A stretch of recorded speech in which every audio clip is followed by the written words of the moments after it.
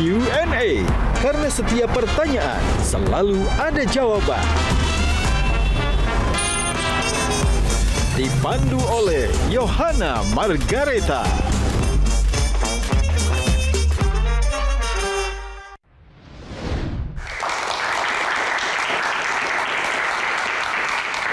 Halo pemirsa, apa kabar? Kembali berjumpa bersama saya Yohana Margareta dalam program spesial Metro TV Q&A. Karena setiap pertanyaan selalu ada jawaban.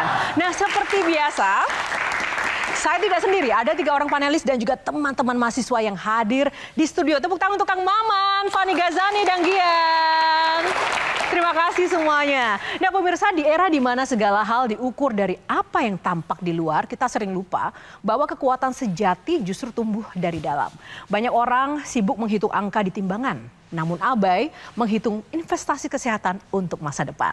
Hari ini kita tidak berbicara tentang bagaimana memahat tubuh menjadi perkasa, tetapi bagaimana menempa disiplin menjadi sebuah gaya hidup yang penuh makna. Inilah Q&A in the right way. Langsung saja kita sambut bintang tamu kita, Ade Rai. Mas Ade, tepuk tangan sekali lagi. Apa kabar Mas? Boleh berjabat tangan dengan para panelis. Maman, terima kasih. Aduh, legend kesehatan kita. Mas Ade jangan duduk dulu, boleh berdiri di samping saya, ada syaratnya. Sebelum duduk di singgasana, Mas Ade, kita adu kekuatan dan kecepatan. Satu kata, cepat jawabnya ketika mendengar kata otot. Otak dan tulang. Nasi Padang? Enak. Disiplin? Disiplin membutuhkan edukasi dan pemahaman. Cheat day, satu kata ya Mas? Lebih bagus cheat meal daripada cheat day. Oh, cheat meal. Obesitas? Obesitas adalah akibat bukan sebab. Keluarga? Fondasi daripada kecintaan. Ya. AI? AI teknologi yang bisa kita manfaatkan, bukan sebaliknya dia memanfaatkan kita. Indonesia? Ya, Indonesia semoga baik-baik saja. Silakan duduk. Gusti Agung Kusuma Yudarai atau Ade Rai, siapa sih sosok yang benar-benar menjadi panutannya seorang Ade Rai? Mungkin kalau dulu saya suka Bruce Lee sih mungkin. Kenapa Bruce Lee Mas? Apa yang ada di dalam diri Bruce Lee? Kenapa? Lebih kepada never underestimate your own body intelligence gitu.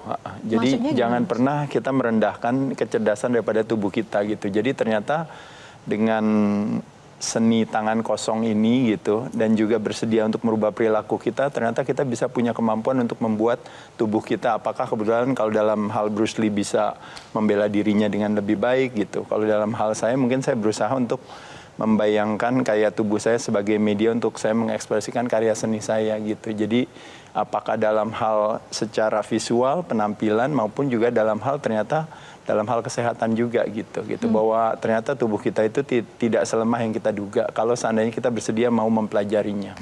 Ini sudah sangat dalam nih. Dulu kan Mas Ade kan sangat kurus sekali ya Mas. Iya. Dan setelah berubah dan konsisten sampai titik ini, itu bagaimana ceritanya Mas Ade? Ya sebenarnya semuanya lebih kepada kecintaan aja. Memang pada dasarnya saya suka dengan olahraga. Kebetulan salah satunya dengan binaraga ini kan gitu ya. Salah satu kebaikan daripada olahraga ini sebenarnya merubah komposisi tubuh saya dari yang mungkin tadi kurus, mungkin yang tadi lemah gitu ya. Ternyata tubuhnya jadi bisa lebih, mungkin kalau boleh dibilang komposisi tubuhnya lebih baik gitu. Dulu saya lahir cuma 2,5 kilo, waktu saya umur 10 tahun berat saya cuma 25, waktu saya pertama kali masuk UI Mas itu tinggi saya 183. Berat saya cuma hanya 60 kilo. Tapi olahraga ini menyelamatkan saya gitu ya. Kan dulu sempat badminton dan panco juga nggak sih? Iya, saya dulu bekas pemain bulu tangkis dari umur 7 tahun, 8 tahun. Tapi saya pemain bulu tangkis yang gagal. Saya niatan mau jadi atlet bulu tangkis, tapi ternyata pada saat saya menggeluti bulu tangkis itu, saya kebetulan di Jarum bareng sama Ardi, bareng sama teman-teman yang lain gitu ya. Kalau Jadi saya panco? serius di badminton. Nah, justru gara-gara badmintonnya gagal nggak juara, sekolah nggak naik kelas, makanya jadi akhirnya saya memutuskan untuk berhenti dan fokus ke sekolah. Tapi karena udah dari kecil udah jadi atlet, jadi akhirnya saya nggak bisa diem waktu saya SMA. Makanya kenapa akhirnya saya bertemulah dengan si besi ini gitu. Karena saya niatan mau jadi juara panco. di sekolah maksudnya. Dan dari Panco itulah kemudian membawa sampai ke titik Iya, ini. dari Panco itulah akhirnya saya diperkenalkan dengan aktivitas yang namanya latihan beban atau pengencangan otot rangka yang ternyata memiliki dampak yang luar biasa gitu. Kalau bicara soal Panco, ini kami juga punya atlet nih, atletnya Metro TV yang terinspirasi Mas Ade Rai ingin kemudian beradu otot dengan seorang Ade Rai. Agak bernyali juga sih, agak deg-degan menang atau enggak. Kita langsung undang Otong. Otong mana Otong? Tepuk tangan buat Otong. Atlet kita Otong.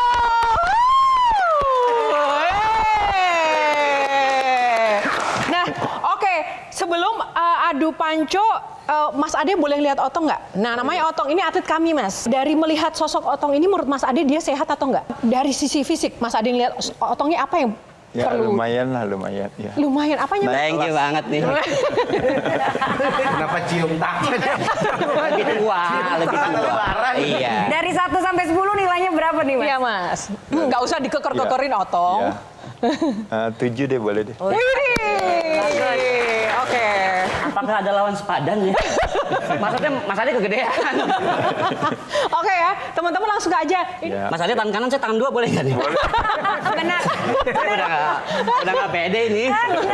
Bismillah ya. Oke, 3, 2, 1. Ya. Yang serius. Jangan gelantungan. Ya, yang keras. Ya. Terus. Jangan ngalah Mas Ade.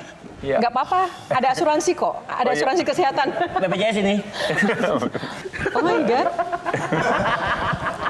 Otong, ayo Otong. Ayo Otong. Enggak. Gaya. Enggak. Mas Ade ngalah kan? Iya. Otong kuat. Otong gue. Oke, Otong ada Aku ada- kata-kata yang Sebenarnya aku ada disampaikan. pertanyaan. Awalan olahraga apa yang baik untuk orang yang udah lama tidak berolahraga? Oh, Asik. push up setelah sholat. Oke. Tidak utama intensity tapi yang utama konsistensi gitu. Karena jadi kadang-kadang sesuatu yang sederhana istiqomah kan gampang. Nah, jadi kelar sholat langsung aja lakukan berbagai aktivitas olahraga dengan menggunakan tubuh sendiri. Yang paling gampang ya mungkin misalnya mau cuma push up. Kalau seandainya mau squat boleh, seandainya mau plank aja boleh, atau seandainya mau cuma dumbbell aja 1 set boleh. Nah, tapi itu salah satu investasi yang paling gampang, paling mudah karena kita kebiasaan makan karbohidrat. Nah, sedangkan otot kita adalah sebenarnya gudang gula di badan kita. Jadi regulasi gula itu dipengaruhi oleh otot kita gitu. Jadi makanya kalau rajin latihan otot, maka tadi gula yang tadinya mau disimpan dalam sel lemak akhirnya kepake untuk kebutuhan yang lain. Oke. Oke. Terima kasih Mas Ade. Ya, Tapi Otong jangan lupa sholatnya dulu, baru. Aku ini mau izin, aku mau sholat isya dulu bentar. Oke, jangan lupa push up ya Otong. Thank you Otong. Terima kasih Mas Ade dan Terima juga tadi kasih, sudah ada Mbak Otong. Nah Ivana. sekarang kan ahlinya filosofi Kang Maman, silahkan. Saya cuma membayangkan 2,5 kilo, kemudian umur 10 tahun 25 kilo. Iya. Waktu masuk UI tahun 90, Iya. sudah 183 tapi berat masih tetap 50-an, 60-an. 60, iya. 60 ya. Betul. Tapi kan ada pertumbuhan ya.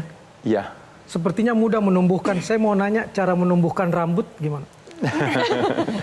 Sebenarnya rambut, kulit juga ya, rambut, kulit dan sebagainya itu sebenarnya sebuah konsekuensi daripada kalau berbicara pohon itu kayak kita tanya mau buahnya, mau bunganya, mau daunnya, itu tuh sebenarnya semuanya berawal dari akarnya. Ya. Nah, jadi akarnya sendiri, jadi mungkin yang saya syukuri dari saya menggeluti olahraga ini adalah ketika saya ngatur pola makan, saya ngatur pola gerak, dalam hal ini olahraga dan ngatur pola istirahat, ternyata itu berdampak ke semua, termasuk juga Pertumbuhan kayak rambut. kulit sama juga rambut juga. Sampai hari ini bersyukur maksudnya rambutnya masih ada, satu.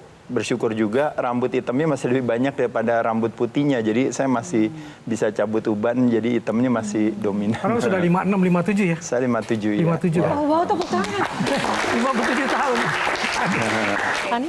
Kalau dari aku sebenarnya aku bertanya-tanya bagaimana caranya Mas Ade untuk menjaga konsistensi badan seperti ini terus-menerus dari puluhan tahun lalu. Ototnya mungkin lebih banyak daripada lemaknya. Lemaknya berapa persen, Mas? Lemaknya sekarang 6%. 6%. Wow. Itu sulit. Sulit. Iya. Kabarnya 58% lemaknya. Iya, saya. Gimana Mas caranya? Karena siapa tahu tuh bisa jadi motivasi juga buat kita-kita yang lagi-lagi malas lagi olahraga ya. setelah konsisten bertahun-tahun Sebenarnya jadi misalnya? kalau dari kata disiplin atau kepatuhan itu, sebenarnya kalau kita buat satu investigasi itu fondasinya itu pemahaman. Dan pemahaman amunisinya itu edukasi. Nah jadi sebagai contoh misalnya kalau kita disiplin atau patuh akan yang namanya keimanan. Misalnya sholat 5 waktu, lalu puasa, lalu apa ya melakukan banyak hal kegiatan yang sifatnya keimanan. Nah kalau kita buat satu investigasi, biasanya pemahaman akan keimanannya tinggi, makanya dia melakukan hal tersebut. Kenapa? Karena paparan akan edukasi dalam hal ini keagamaannya tuh banyak gitu. Nah jadi membayangkan hari ini kita berbicara keimunan bukan keimanan, maka fondasinya sama, yaitu adalah pemahaman. Dan pemahaman amunisinya adalah edukasi. Makanya kenapa menurut saya itu yang dibutuhkan masyarakat di Indonesia. Edukasi tentang yang namanya kesehatan itu sendiri. Tapi memang kalau boleh jujur, berbicara atau belajar tersehat itu bukan sesuatu yang menyenangkan. Kenapa? Karena sehat tidak memiliki sense of urgency. Jadi sehat itu istilahnya masih kita miliki, makanya kenapa nggak menarik. Tapi menjadi menarik pada saat dia pergi dari kita. Tapi benarkah selama berolahraga puluhan tahun itu nggak pernah merasa atau punya rasa malas? Itu siasat sebenarnya. Jadi siasatnya gampang tuh Mbak Fani ya. Jadi kalau kita berbicara misalnya siasat mengatasi kebosanan misalnya. Mungkin nggak kita latihan biasa pagi kita pindah ke sore. Mungkin nggak saya latihan di lokasi A, saya pindah ke lokasi B. Mungkin nggak saya latihan bersama orang A, saya latihan bersama orang B. Mungkin nggak program latihan saya A, B, C, D, saya ganti jadi D, C, B, A misalnya. Jadi variannya banyak sekali untuk mengatasi yang namanya kejenuhan tadi, termasuk juga kayak tadi misalnya, oh nggak pernah puasa, saya puasa, durasi puasa saya rubah, variasi kombinasi rotasi sumber protein, karbohidrat dan lemak, misalnya apalagi yang lainnya lagi, oh saya mau ada cheat meals misalnya untuk supaya biar saya bisa lebih fun. Apakah menjalankan atau punya badan yang bagus itu sesuatu yang susah? Apakah saya malas untuk mempertahankannya? Jawabannya iya juga sih, tapi lebih malas lagi punya badan yang jelek gitu. Nah gerakannya sederhana. Mas Gian coba kita jongkok begini. Jongkok coba. Iya oke. Nah ya sekarang kita berdiri lagi. Mas mau jongkok apa berdiri sih Mas? Sabar.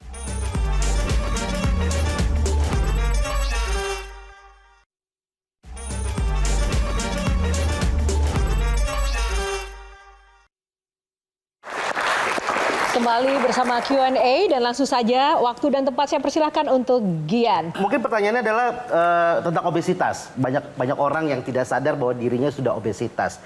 Dan kadang-kadang motivasi orang untuk merubah penampilannya adalah style atau gaya penampilan.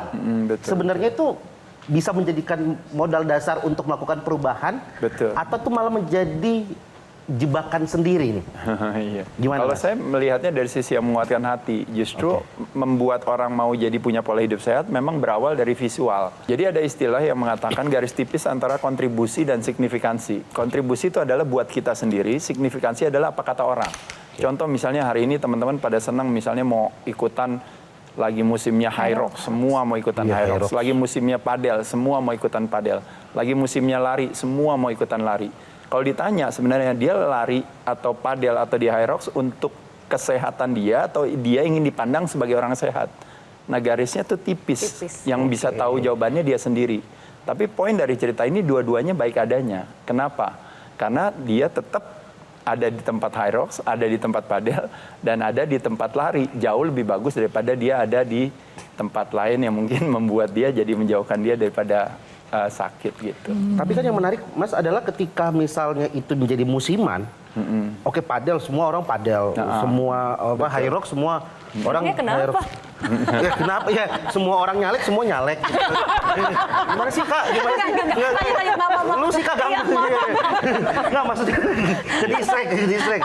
Maksudnya adalah ketika itu sudah nggak musim kan berarti motivasinya jadi bisa jadi, tapi ada satu istilah yang mengatakan rule of 21 katanya. Jadi rule of 21 itu sebenarnya sederhana, ketika kita punya satu perilaku baru, kita lakukan terus menerus itu dalam kurang lebih sekitar 3 minggu itu akhirnya badan beradaptasi untuk merasa aktivitas tersebut lebih nyaman bagi dia lakukan dibandingkan dengan itu. Jadi kita cuma berharap terjadi kecelakaan di sana yang menguatkan hati, akhirnya jadi beneran jadi suka padel dan ternyata akhirnya jadi bagus. Gara-gara high rocks tadinya disuruh latihan beban nggak mau kan, maunya lari terus. Gara-gara Hyrox akhirnya terintroduce dengan latihan beban. Yang tadinya juga gara-gara nggak pernah olahraga, jalan aja sebentar 100 meter udah capek. Gara-gara hari ini semua ada 5K, ada 10K, dan semua kepengen kumpulin medali. Mulai dari Bali sampai Berlin, ya tiba-tiba jantungnya jadi pada sehat semua masyarakat di Indonesia. Kenapa tidak? Nah, satu pertanyaan dari saya.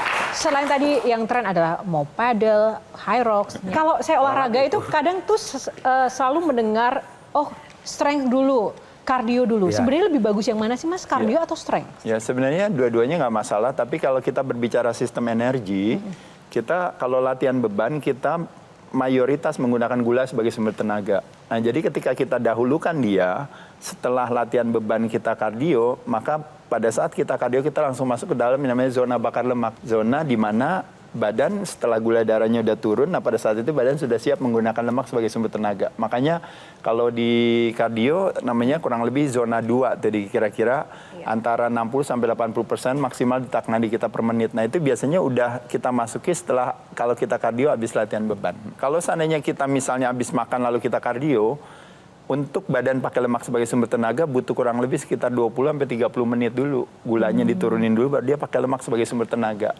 Nah kecenderungannya orang kadang-kadang pagi bangun makan bubur ayam. Habis itu dia olahraga. Nah olahraganya hanya setengah jam. Nah padahal setelah setengah jam badannya udah siap untuk pakai lemak sebagai sumber tenaga. Ya dia udah balik lagi ke bubur ayam lagi gitu. Jadi problemnya kadang-kadang di sana. Oke. Nah. Ya jadi perut kosong, fasted workout atau fasted cardio salah satu strategi yang siasat yang bagus menurut saya. Tapi saya penasaran mumpung Mas Ade Rai di sini, boleh nggak sih Mas dikasih contoh gitu gerakan-gerakan otot sederhana aja yang mungkin kita bisa lakukan dan mungkin bisa dicontoh. Gian, ayo dong Gian. Berdiri di sampingnya Mas Ade Rai, aku pengen lihat. Sama-sama pamer otot ya. Sama-sama pamer otot. Gimana, tepuk tangan buat dia. Untung lo pada lo ya. Coba. Mulai tahan napas biar perutnya nggak kelihatan. Saya kasih yang edukasi aja yang paling gampang. Nah, betul Mas. Mas Gian yang paling gampang aja. Salah satu kalau membayangkan tubuh kita adalah kepulauan di Indonesia. Nah populasi terbesar adanya di pulau apa? Jawa. Di Pulau Jawa. Nah jadi membayangkan populasi masyarakat kita ini adalah si otot kita. Otot terbesar itu adanya di Pulau Jawa. Berarti populasi otot terbesar adanya di Pulau Jawa. Pulau Jawa kita adanya di kaki. Nah jadi salah satu gerakan yang paling gampang sederhana yang bisa kita lakukan setelah makan bakmi, makan pempek, makan somai, makan kue tiaw, yaitu adalah setelah 30 menit apa yang kita lakukan? Memanfaatkan yang namanya otot yang paling banyak di badan kita yaitu kaki kita. Nah gerakannya sederhana. Mas Gian coba kita jongkok begini aja. Jongkok coba. Jongkok aja. Jongkok. Jawa adalah kunci. Iya, betul. Coba jongkok ya. Iya, oke. Nah, ya sekarang kita berdiri lagi. Ya, oke. Oke. Ya, nah sekarang kita jongkok lagi. Jongkok lagi. Iya. Nah, sekarang kita berdiri lagi. Mas mau jongkok apa berdiri sih, Mas? Sabar Olahraga ya, sorry Mas. Gerakan jongkok dan bangun berdiri itu akhirnya melibatkan si otot kaki untuk bergerak. Nah, pada saat dia melakukan aktivitas pengencangan kontraksi tersebut, uniknya otot kita akhirnya menjadi busanya daripada gula di badan kita. Jadi pada saat gula darah kita naik, sebenarnya pankreas kita merilis hormon namanya insulin untuk ambil kelebihan gula. Tapi biasanya destinasinya akan ditaruh di sel lemak. Makanya kenapa makan nasi, makan roti, makan mie disimpan dalam sel lemak. Nah tapi uniknya setelah kita makan, habis itu tiba-tiba Mas Gia bilang, setelah 30 menit makan, tiba-tiba memutuskan untuk jalan aja di mallnya jalan. Atau misalnya mungkin jalannya ternyata di tanjakan. Atau misalnya ternyata ada tangga, dia naik turun tangga. Atau sekedar hanya cuma duduk, bangun berdiri. Nah kalau seandainya range-nya makin jauh lagi, otomatis jongkok dan bangun berdiri. Nah hanya kita melakukan ini 10 kali, istirahat 1 menit, lakuin lagi 10 kali, istirahat 1 menit. Apa yang terjadi? 80% daripada gula yang beredar di pembuluh darah kita ditarik sama si otot. Kalau pernah lihat di TikTok atau di Instagram, dia pakai barbel di sini dia pegang dia gini kan. Nah itu kan berarti udah kuat sekali dia bisa bawa barbel atau dia bisa bawa dumbbell misalnya. Nah itu udah kuat sekali. Nah level yang di bawahnya dia adalah nggak usah pakai apa-apa, pakai badan sendiri aja lakukan ini. Nah ini masih nggak kuat juga, misalnya kita masih nggak kuat juga, apa yang kita lakukan? Yang kita lakukan juga misalnya, bisa juga misalnya kita pegangan, tangannya pegangan di sini. Nah baru kita lakukan, nah jadi kita dibantu sama ada pegangan di sini. Nah, masih nggak kuat juga, kita duduk aja di sini, bangun berdiri. Masih nggak kuat juga di sini. Salah satu yang terakhir yaitu adalah senderan aja di tembok, lalu seolah-olah seperti kayak duduk. Nah itu namanya wall sit. Nah ini nih, nyender banget atau hanya untuk formalitas Iya sender? sender aja nggak apa-apa, Coba. sender tapi kakinya di depan. Iya. Depan. Iya kayak mau duduk, senderan Oke, aja. gini, Iya. Mas. Nah iya betul. Iya. Sebawah apa? Kurang bawah Ya Gian? boleh turun dikit lagi. Nah, Lagi dari situ. Gian? Lagi? Ya udah, cukup. Ya udah nggak apa, kita lanjutin aja nih kan. Nggak gitu. Pegel loh ini. Di situ pegel loh ini. Ya itu namanya statik kontraksi. Jadi kalau nggak kuat juga, Kang Maman itu kayak gitu aja juga nggak apa-apa. Kita sesuaikan dengan umur dan kemampuan aja. Iya. Oke, tepuk tangan buat Gian. Benar lagi. Iya, Ketika Kang. ditanya sama Johanna, Iya, Kang. otot adalah otak dan tulang. Betul. Maknanya apa? Jadi kalau membayangkan orang tua, itu ada dua ketakutan orang semakin menua. Misalnya ketakutan Kang Maman ada dua sebenarnya kalau semakin menua. Satu yaitu adalah tidak bisa ketemu cucu. Ya. Dan yang kedua adalah lupa sama cucu. Nah tidak bisa ketemu cucu artinya biasanya tidak bisa gerak Faktor tulang. untuk ketemu cucu. Karena apa? Nah, karena asosiasi orang semakin tua katanya tulangnya melemah. Ya. Nah itu satu. Kedua, lupa sama cucu hubungannya sama demensia aja. Jadi dia udah lupa sama cucunya. Nah uniknya dari dua tulang dan si otak tersebut, makanannya itu sebenarnya adalah ketika kita rajin melakukan aktivitas pengencangan otot rangka. Jadi otot dikencangkan, yang terangsang kekuatannya tulang. Otot dikencangkan, maka signalnya dapatlah si otak. Otak itu dia hanya bisa hidup kalau seandainya ada yang namanya koneksi antara satu sel dengan sel lain yang jumlahnya miliaran. Nah, satu sel dengan sel lain itu terkoneksi antara 5.000 sampai 10.000 itu yang disebut dengan namanya, kalau Kang Maman pernah dengar terminologi namanya sinapsis. Nah, sinapsis itu modalitas daripada pembentukan sinapsis membutuhkan dua hormon, itu yang disebut namanya human growth hormone secara alami, dan yang kedua adalah BDNF, brain derived neurotrophic factor. Didapat hanya kalau apa? Kalau kita kencengin otot kita. Dan tulang itu yang disebut namanya osteopenia, permasalahan tulang. Ketika tulang makin melemah, semakin menua. Kalau ditanya, tua bisa menyebabkan tulang melemah? Iya. Menopause bisa menyebabkan tulang melemah? Iya. Kurang protein, kolagen, kurang vitamin D, kurang paparan sinar matahari, benar bisa menyebabkan tulang melemah. Tapi mayoritas tulang melemah disebabkan karena apa? Disebabkan karena hilangnya massa otot. Sejak umur 40 tahun ke atas terjadi penurunan massa otot itu 1%. Kalau cuma 40 ke 41 nggak ada masalah. Tapi dari 40 ke 50, 50 nanti ke Kang Maman ke 60, itu berarti 2 dekade. Nah terjadinya hilang 1% massa otot setara dengan hilang 1-3% fungsi, 3-5% kekuatan, 8-10% speed and explosiveness, kecepatan. Makanya kenapa orang tua begitu umur 50-60, mulai dari bisa naik turun tangga, jalan jauh udah mulai susah, bisa ngangkat barangnya sendiri mulai susah, dan terakhir orang tua kita slow motion. Nah, jadi disebabkan karena hilangnya massa otot, yang makanya kenapa tulangnya ini. Dan juga di musim infeksi kemarin, orang tua kita karena berlari daripada keterjangkitan, sebuah keterjangkitan, akhirnya semua diam di rumah. Nggak boleh ketemu siapa-siapa, pokoknya semua diam di rumah. Ini apa, begitu kita buka pintu, dianya udah lupa sama kita. Karena demensia. Otot ternyata adalah salah satu is the organ of longevity yang sesungguhnya. Karena begitu otot dikencangkan, yang terangsang kekuatannya tulang. Juga, ya. Tulang, otak juga, dan akhirnya makanya gerak kita jadi lebih optimal. Tapi pada saat otot hilang, tulang lemah, geraknya sedikit, lemaknya meningkat. Nah begitu lemaknya meningkat, makanya dia difitnah sebagai penyebab daripada klaim BPJS Kesehatan di sini. Padahal masalahnya adalah is a sarcopenia, is not osteopenia.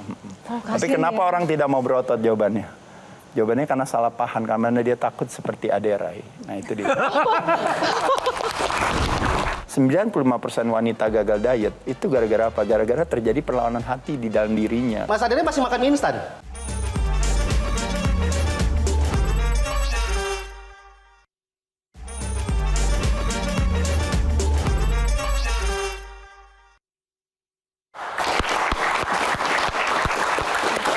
Kembali di Q&A, karena setiap pertanyaan selalu ada jawaban.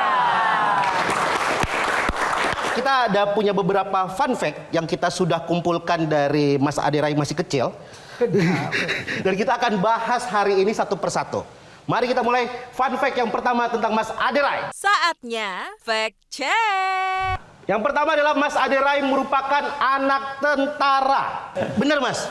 Iya, ayah saya tentara, betul. Saya tinggal di komplek Hankam Selipi. Oh, anak kolong. Anak kolong. Dulu saya niatan mau jadi tentara juga, ngikuti orang tua, cuma nggak diterima. Kenapa Mas nggak Di diterima? SMA. Nggak lolos atau bagaimana? Katanya dibilang badan saya terlalu jadi, katanya. Berikutnya, Mas Aderai menempatkan kamar ibunya di lantai 2 supaya sang ibu memiliki otot yang kuat.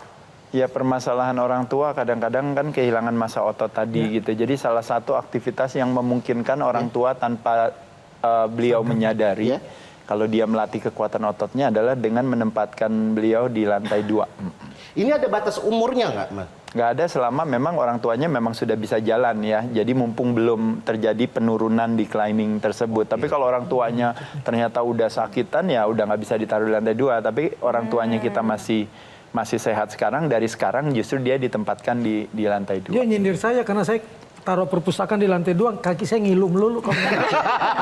Akhirnya bukunya nggak pernah dibaca. Next. Mas Aderai merupakan lulusan Hubungan Internasional UI, bukan lulusan bidang olahraga. Iya, gitulah. Ya. Iya. Ada efek dari bidang studi sama profesi nggak sih Mas? Sebenarnya nggak ada, tapi saya rasa apapun juga kita bersyukur ya kalau kita pernah menginjakkan kaki kita di jenjang satu pendidikan, di mana itu jadi fondasi bagi kita untuk bisa punya kemampuan untuk belajar lebih baik lagi. Tunggu, tadi Mas Aderai sempat mengatakan bahwa sempat nggak naik kelas ya Mas? Iya. Nah, tadi tuh. Ya. Sempat nggak naik kelas, tapi lulusan UI Hubungan Internasional. Bagaimana ini? Nggak gimana-gimana, selalu ada kesempatan buat lebih cerdas. Tapi tadi menarik tuh, Mas Aderai, saya pengen nanya soal tidak naik kelasnya tadi. Kalau kita balik, orang tua itu kan tentara, Mas. Biasanya kan stigmanya adalah strict banget. Pada waktu nggak naik kelas, Bapak... Makanya saya berhenti badminton, makanya. Jadi pada saat itu. Oh, akhirnya disuruh berhenti badminton karena nggak naik kelas? Ya, betul. Ya bukan disuruh berhenti, dia cuma kasih saya pilihan. Kalau mau jadi olahragawan, tidak ada tempat buat juara 2. Tapi kalau seandainya di sekolah mau juara ke-10 juga masih memungkinkan untuk bisa berprestasi. Oh, keren. Nah, tapi saya tadi pengen nanya soal ini juga. Bagaimana mematahkan juga pendapat orang kadang-kadang kalau kita mengasih edukasi kayak tadi Mas Aderai, tapi komentarnya, lu tahu apa? Bukan jurusan olahraga, bukan jurusan kesehatan. Awal-awal Mas Aderai mengedukasi, ada juga nggak yang kayak seperti itu? Ya, saya rasa yang penting kita nggak perlu pamrih aja dengan apa yang kita lakukan. Kalau saya cuma lebih kepada, jadi ada satu istilah yang menjadi fondasi daripada dunia pendidikan itu sendiri, itu namanya Ingarsa Sungtulada Tuturi Handayani. Jadi kita ajarin dengan mencontohkan itu aja. Itu mungkin yang saya lakukan. Jadi kalau saya nggak bisa ngajarin sesuatu, kalau saya nggak bisa contohin. Oke, luar biasa. Berikutnya. Nah, ini dia. Mas Aderai rela menyalin buku secara manual di toko buku Amerika. Jadi saya waktu kuliah di UI, Mas, di ujung terakhir, saya tahun 94 kan udah selesai kuliah. Nah, tapi saya pada saat itu saya cuti kurang lebih 1 sampai 2 semester waktu itu. Nah, saya memutuskan untuk pergi ke Amerika untuk latihan di sana. Karena kebetulan teman saya ada yang kuliah di sana dan saya bisa numpang di rumah dia. Nah, pada saat saya di sana, saya lihat ternyata ilmu pengetahuan tuh banyak sekali. Nah, salah satunya bedanya waktu dulu sama di Indonesia, toko buku tuh kayak perpustakaan. Di mana kita bisa duduk di situ, buka, baca bukunya sampai habis, nggak usah beli aja, nggak apa-apa juga gitu. Nah, makanya kenapa saya memutuskan semua, pada saat itu kan dulu kan nggak ada internet, nggak ada apa-apa kan di tahun 90-an itu. Makanya kenapa saya akhirnya ambil buku-buku, termasuk salah satunya ini mungkin Encyclopedia of Modern Bodybuilding. Saya ambil bukunya banyak, jadi saya catat buku-buku itu, saya catat. Jadi catatan itulah yang menjadi buku bagi saya, yang menjadi modalitas buat saya buat belajar. Nanti saya praktekkan begitu saya pulang dari Amerika gitu. Jadi pulang dari Amerika, saya dari berat saya 98 kilo, saya pulang dari Amerika berat saya 83 kilo. Di sana nggak punya uang, makanannya cuma mie instan aja tiap hari. Mie instan nggak apa-apa ya? apa-apa itu justru makanya karena harganya murah aja di sana gitu. Jadi pulang saya baru praktekkan semua ilmu yang ada gitu. Ngomong-ngomong mie instan, Mas, katanya Mas Aderet 20 tahun terakhir sudah nggak makan mie instan. Oh, enggak juga sih. Enggak juga. Saya berarti itu ya. Saya 20 menit sekali makan mie instan. Bukan 20 tahun sekali. Kelihatan. Usaha tidak mengkhianati hasil. Betul. Tapi Mas Adere masih makan mie instan? Ya sebenarnya saya menikmati cheating saya. Jadi ada istilah yang mengatakan adalah most of the time kita saving, that means anytime kita bisa shopping. Nah, most of the time kita dieting, training, lalu atur pola hidup sehat, anytime kita bisa cheating. Oke, karena saya pernah dengar penjelasan Mas bahwa lemak itu tuh kayak tabungan energi di kita. Betul, kayak Mas Gian juga kalau gemuk nggak pernah boleh kecil hati karena tabungannya banyak. Saya mau orang kaya Mas, tenang aja Mas. lemak saya. Itu jadi adalah fun fact dari Mas Adera. Ada nggak sih suplemen atau apapun yang Mas Ade minum gitu daily intake untuk menjaga kesehatan dan juga bentuk tubuh? Karena seperti yang kita tahu juga pasti anak-anak gym tuh banyak mengkonsumsi misalnya protein, kreatin, vitamin-vitamin itu mindsetnya aja Mbak Fani yang dirubah ya. Jadi ada istilah mengatakan ego itu dari stands for everything good is outside gitu. Padahal sebenarnya sesungguhnya everything good is inside gitu. Nah jadi ketika kita punya pemahaman bahwa kalau saya mau sehat, kalau saya mau langsing, kalau saya mau kuat itu ternyata jawabannya ada di luar sana. Makanya kenapa kita sibuk untuk mencari suplemen apa yang terbaik, obat apa yang terbaik, apalagi yang terbaik di luar sana. Nah padahal kalau kita mau tunjuk diri kita ke dalam, kita kan bisa melihat sebenarnya apa perilaku saya yang selama ini yang saya belum lakukan gitu. Nah makanya pendekatan perilaku itu adalah yang menjadi cup of tea saya. Area of expertise saya, yaitu adalah saya nggak tahu suplemen mana yang paling bagus di luar sana, apalagi hari ini ada performance enhancing drug seperti apa yang harus bisa dipakai. Saya nggak ada niatan untuk mau belajar ke sana, karena niatan saya belajarnya lebih kepada apa yang bisa saya lakukan. Seperti saya bilang, Bruce Lee nggak belajar gimana caranya bisa pakai pistol apa yang paling hebat buat jatuhin lawan. Tapi dia pakai tangan kosong, dia bilang apa yang bisa saya lakukan, hanya tanpa harus ancang-ancang saya bisa pukul orang, orangnya bisa mental gitu. Nah itu yang saya lakukan sama diri saya. Jadi saya tunjuk ke dalam diri saya, pendekatannya ada 3, yaitu adalah pendekatan apa yang kita masukkan ke dalam mulut kita, makan, apa yang bisa saya gerakan, itu artinya olahraga, dan apa yang bisa saya, kalau istilahnya orang bilang, pendekatannya namanya istirahat yang cukup. Nah, cuma dalam pendekatan makan disebut pendekatan chemical, dalam pendekatan olahraga itu disebut pendekatan mechanical, dalam pendekatan istirahat itu sebenarnya namanya pendekatan emosional. Pendekatan emosional adalah bahwa kualitas istirahat kita yang baik adalah kalau nafas kita teratur. Nah, problemnya nafas kita nggak teratur, kenapa? Karena kita banyak pikiran.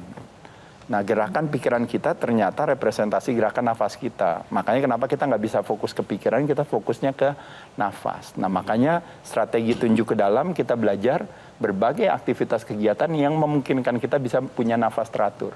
Dekat dengan keimanan, dekat dengan keimunan, dekat dengan alam, dekat dengan orang yang dikasihi, dekat dengan tumbuhan, dekat dengan binatang. Itu berbagai aktivitas yang bisa membuat nafas kita lebih teratur sehingga kualitas istirahatnya terbaik, bisa jadi lebih baik. Dengan banyaknya, dengan pengguna sosial media sekarang, dan kita lihat bagaimana antusiasme banyak orang akhirnya menjadi fitness influencer atau sport enthusiast sekarang dengan banyaknya. Dan informasi jadi beragam dengan background pendidikan yang sangat beragam juga. Mas Ande sendiri melihat fenomena kayak gini seperti apa? Jadi kalau buat saya, yang jadi tantangan itu sebenarnya bukan tantangannya saya, tapi tantangannya si fitness influencer tersebut. Jadi jangan jadi fitness influencer, tapi yang kelaparan akan arti dan makna di mana dia tiap hari sibuknya malah jadi sickness influencer gitu. Atau misalnya, ya kan, karena apa yang dia sampaikan itu belum lagi kayak mereka paling seneng kan ribut ya. Kayak mentalitas konflik, nyalahin yang satu, yang benar ini, dia ini apa. Nah, dia tidak paham tentang konsep yang namanya sehat itu sebenarnya bersahabat dengan pertemanan hati, Mbak. Sakit bersahabat dengan perlawanan hati. 95% wanita gagal diet itu gara-gara apa? Gara-gara terjadi perlawanan hati di dalam dirinya. Karena dia merasa berkorban untuk melakukan hal itu. Nah, pertemanan hati itu membutuhkan satu yang namanya pemahaman.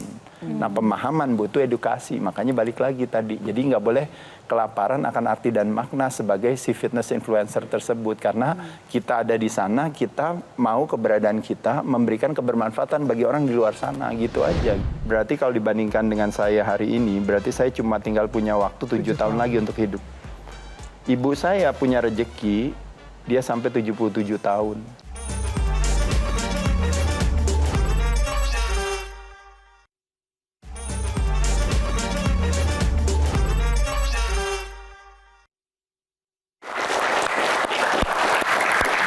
Oke, bicara soal optimal juga, Mas Ade ini bukan hanya soal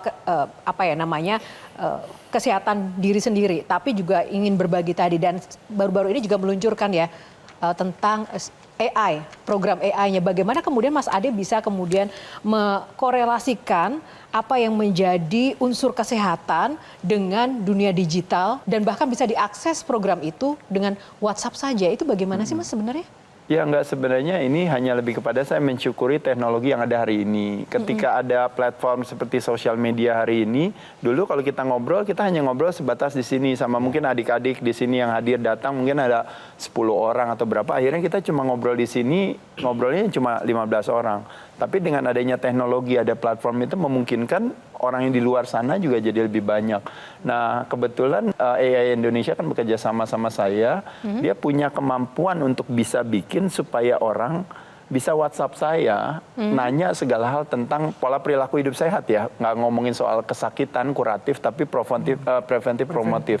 Nah, saya menggunakan teknologi mereka untuk memungkinkan seluruh orang di Indonesia untuk jadi bisa tanya sama saya. Kayak tadi Mbak bilang, saya mau tanya Mas Ade gimana caranya nurunin berat badan. Saya kasih 5 tips buat bakar lemak misalnya, saya kasih tahu. Tapi kan saya membutuhkan, kalau Mbak WA saya membutuhkan waktu untuk saya ada waktu untuk baru saya bisa balas ke Mbak Yohana kan. Tapi kalau udah ada AI-nya selalu udah siap kapanpun aja, mau jam 2 pagi dia tanya si Adera AI-nya akan terus menjawab terus. Jadi saya pikir itu satu hal yang saya syukuri, karena gimana pun juga saya kan makin lama, ya mungkin saya bisa ngomongnya ini sama Kang Maman ya, kita Manula Pratama ya Kang ya. Makin lama kita kadang-kadang sekarang ini kita semangat betul ya Kang ya, mau ini apa. Tapi kan bisa terjadi besok pagi kita bangun tiba-tiba kita bilang saya udah nggak mau berbagi lagi, udah capek, udahan aja selesai. Nah dengan adanya teknologi itu memungkinkan untuk kita terus bisa berbagi banyak kepada banyak orang gitu. Nah, tapi di satu sisi teknologi itu perkembangannya juga seperti buah si malakama, Mas. Jadi originalitas ilmu yang Mas Ade share itu semakin terbuka, juga banyak orang kemudian yang akan meng-copy paste itu, kemudian mencontek itu dan kemudian mengklaim sebagai bagian dari buah pikirannya. Itu bagaimana? Gak apa-apa juga, kan nggak penting. It's not about me, it's about them. Oh, cool. Tepuk tangan, guys. Nggak penting. Namanya jangan Adera AI dong. Terus apa? Kayak mancing mania, muscle mania. Muscle mania. Kan pernah jadi Mr. Muscle Mania kan di Amerika? Muscle mania. Iya.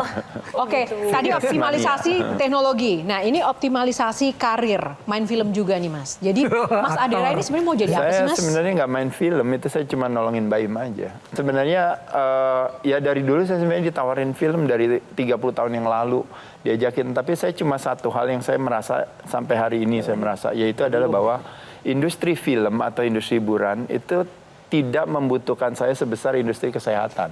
Sosok Adera ini tidak hanya memiliki sebuah komitmen dan nilai-nilai yang luar biasa, tapi pertanyaannya adalah kebijaksanaan, kedewasaan, dan juga kehambelan sosok Adera ini itu tuh didapat dari mana sih, Mas? Karena dari awal sampai akhir ya, dari Kang Maman juga memiliki sebuah kesaksian, Adera yang dari dulu pribadinya memang sangat santun, down to earth, dan sangat bijaksana. Nah, itu memang dari lahirnya sudah begitu, atau ada sebuah proses yang membuat Mas Adera menjadi sosok yang menurut saya harus akuin sangat bijaksana dari awal sampai akhir dan sangat positif. Saya kebetulan lulusan daripada Fakultas Penderitaan dalam hidup gitu. Jadi ketika kita jalani hidup kan banyak susah dan sebagainya, dan kita tahu bahwa hidup itu juga nggak lama. Saya ceritanya gampang aja deh gini. Bapak saya punya rejeki, akhirnya dia bisa hidup 65 tahun. Berarti kalau dibandingkan dengan saya hari ini, berarti saya cuma tinggal punya waktu 7 tahun lagi untuk hidup. Ibu saya punya rejeki, dia sampai 77 tahun. Berarti tambah 12 tahun lagi dari 6 tahun yang saya, 7 tahun tadi ya Kang ya. Nah jadi kalau saya lihat berarti hidup saya bisa punya rezeki seperti bapak saya sampai tinggal 7 tahun ke depan, kira-kira apa yang masih mau saya lakukan di dalam 7 tahun ke depan gitu. Apakah saya sibuk mau cari musuh? Apakah saya sibuk mau cari apa yang saya nggak punya? Nah saya balik lagi gitu, ada istilah yang mengatakan kalau lahir tidak bawa apa-apa dan nanti gitu pada saat dimana kita udahan itu tidak bawa apa-apa. Nah kita coba satu analogi, ini contoh aja misalnya, kalau lahir nggak bawa apa-apa, pulang nanti bawa apa-apa. Berarti hidup itu adalah is all about akumulasi.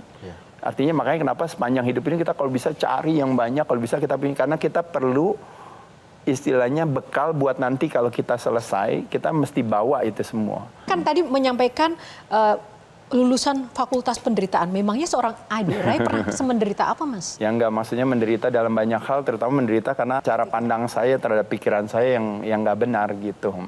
Ibarat kayak kita selama ini gitu, kalau ditanya misalnya orang kan mau hidup bahagia, tapi kadang-kadang kebahagiaan itu nggak didapat. Karena apa? Karena opsi cara pandang kepalanya dia sendiri.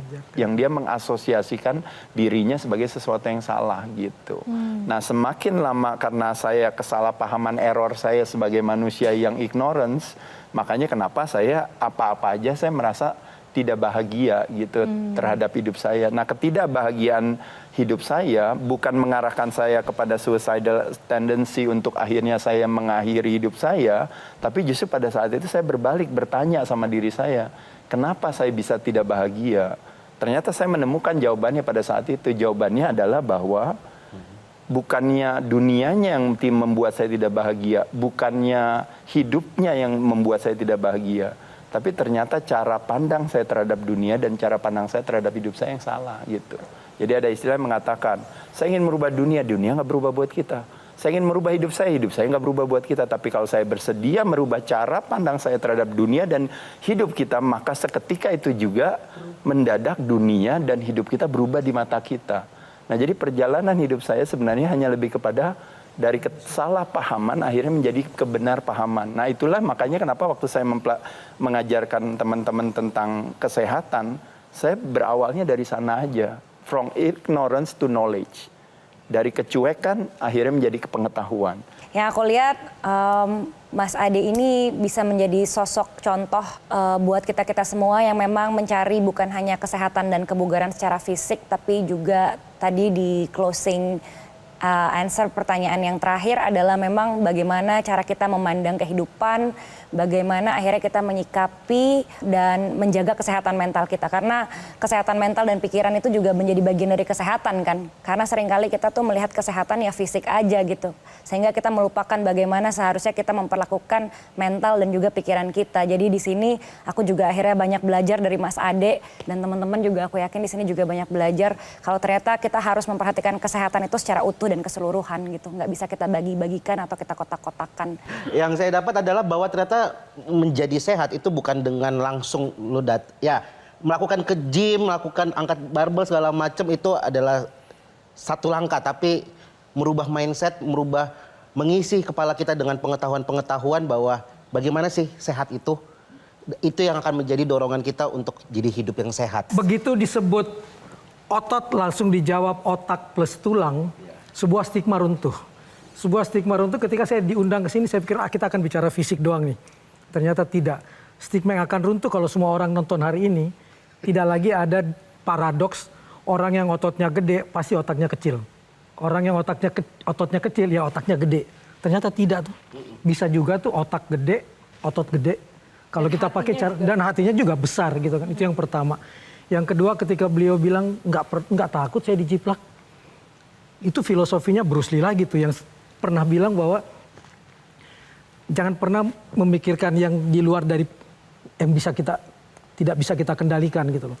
Kita tetap aja baik. Kalau ada orang yang tidak baik dengan karya kita, ya saya baik menggambarkan karakter saya, dia tidak baik ya dia menggambarkan karakternya sendiri. Nggak usah ribut kita, santai aja. Jadi rumus bahagia katanya sebenarnya kontribusinya katanya bahagia saya buat sebagai bahagia bahasa Inggrisnya kan happy ya Mbak ya.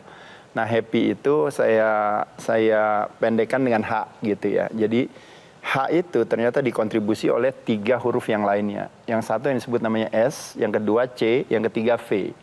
Yang S yang pertama itu namanya set point in our brain. Nah tadi menjawab jawabannya Mas Gian tadi. Makanya Mas Gian tadi bilang, oh yang penting tuh adalah sebenarnya kita harus edukasi, harus cara pandang. Nah jadi set point in our brain ternyata memang betul Mas Gian.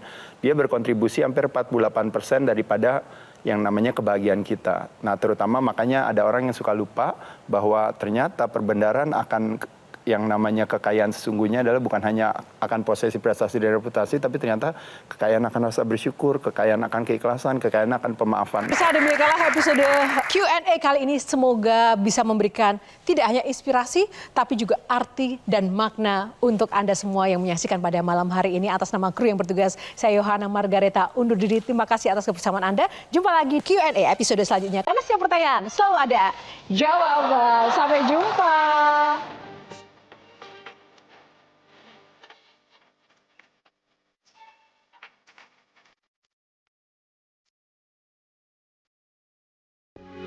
Metro TV.